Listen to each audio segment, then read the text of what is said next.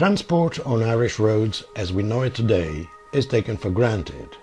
Yet, if we go back to the beginning of the 19th century, we find that it was an Italian, the initiator of a network of horse-drawn coach service in this island for the transportation of people, goods and mail. His name was Charles Bianconi. Charles Bianconi was born in 1786 at Costa Masnaga, near the lakeside city of Lecco in northern Italy. At the age of 16, he was entrusted to a friend of his father named Andrea Ferroni, who had set up business in England as an itinerant vendor of prints and art reproductions. Apparently, though, his father wanted him to leave his hometown for a while in order to avoid a big scandal, for young Charles was in a love relationship with a young lady who was promised in marriage to a nobleman of the town. Ferroni took young Charles with 3 more Italian boys as trainees, but rather than go to England, he landed in Dublin. Here they took lodgings in the district of Templebar. The 4 trainees worked very hard, selling their prints through the streets of Dublin first and later in the surrounding countryside. According to plan, young Charles should have returned to Italy after 16 months spent as a trainee with Ferroni. But he decided to remain in Ireland and start his own business.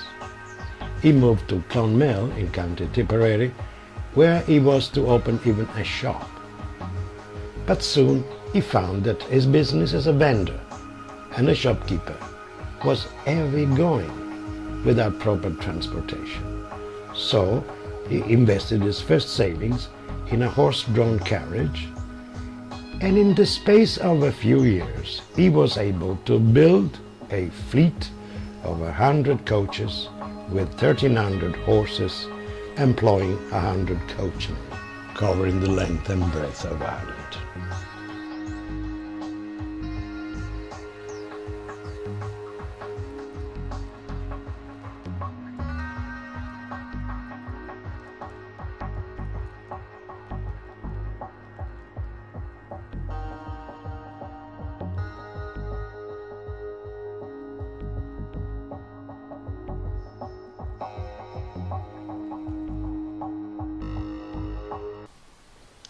By transporting goods and people, and with his fleet of carriages and coaches, Charles Bianconi was the real initiator of transport on Irish roads as well as postal service all over Ireland.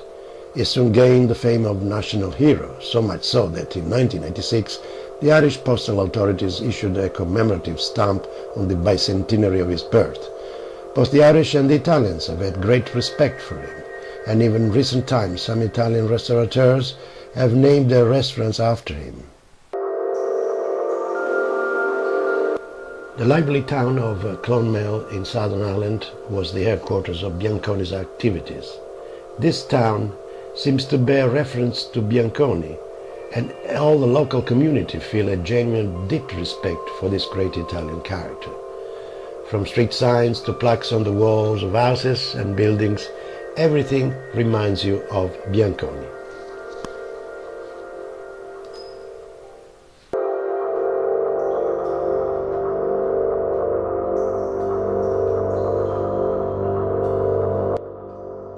His head office was where Ern's Hotel is today in Clonmel, as the main terminal of his entire network was in Waterford, where the Granville Hotel is now.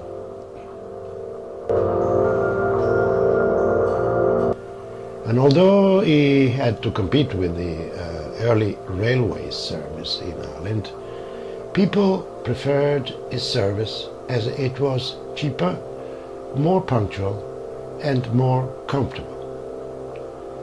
Amongst other things, Bianconi was the first to introduce carriages drawn by 4 horses for the transportation of 20 people. At the age of 40, Bianconi married Eliza Hayes, who gave him 3 children, 2 girls and a boy.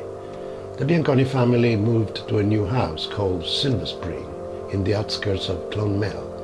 In 1844, after acquiring his citizenship, the well-respected Bianconi was elected Lord Mayor of Clonmel and re-elected the following year.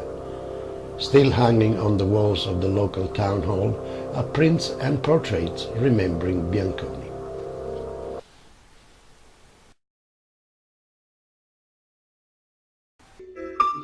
You're very welcome. Thank you very much. Thank you for this evening. Oh, you're very welcome. This is, as you know, very strong link to Charles Bianconi, and he made a very big impact in Ireland and had a huge impact also in Clonmel. And behind us here is a picture that depicts his family, and to the background we see a picture of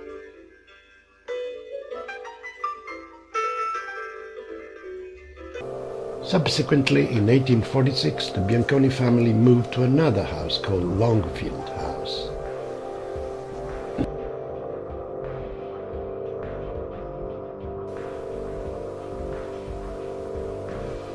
Considered as a national hero, Charles Bianconi was a very generous person, especially towards the local community during the terrible famine. As to returning to Italy, he did not go even when his father died, but went on a grand tour of Italy with all his family in 1851. Italian immigrants in Ireland were never involved in politics. Bianconi was an exception. He was a great friend of Daniel O'Connell, whom he helped a lot in his campaign for Catholics' emancipation. Some tragedies hit the Bianconi family due to the premature death of one of his daughters, Catherine, at the age of 25, and of his son Charlie at the age of 32. Subsequently, Bianconi decided to dissolve his entire operation, entrusting it to his agents and employees. In 1867, he had a serious accident falling from a horse, and 8 years later, at the age of 89, he died following a heart attack. He was buried in the chapel of Boherlahan, which he had built.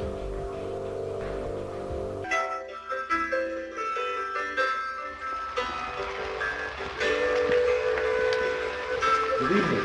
Good evening to you. You are very welcome indeed. Thank you very much for this evening. Thank you. So this is the chapel.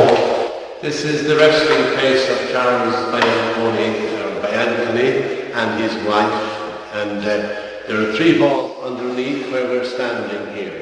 In one vault you have, and then you have his children and some relations in the second vault, and then the third vault is in. This chapel was built in 1857, and this is the monument to his daughter Catherine. Also then, of course, built the house where I live, and he said, I'm building a house for the parish priest, the parochus of Boherlahan, while there is a parochus. And I believe he was a great help to people during the famine. Absolutely, and he really was very helpful and was very well liked, good looking.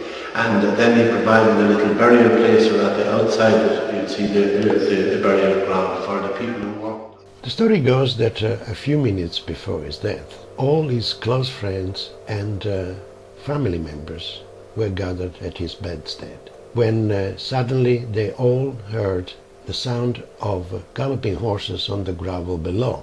They all went to the windows, but saw that there were no horses, and that the front gate was still locked. It was as if his 1,300 horses had come to bid farewell to the great man before he died.